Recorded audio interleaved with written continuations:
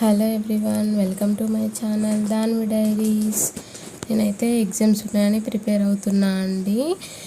రేపు మళ్ళీ ఎగ్జామ్ ఉందండి. ఈ మధ్య వీడియో సరిగ్గా పోస్ట్ చేయడం లేదు. ఎగ్జామ్స్ ఉన్నాయి కదండి, ప్రిపేర్ అవుతున్నాను. అసలు వీడియోస్ ఎడిట్ చేయడానికి టైం ఉండట్లేదండి.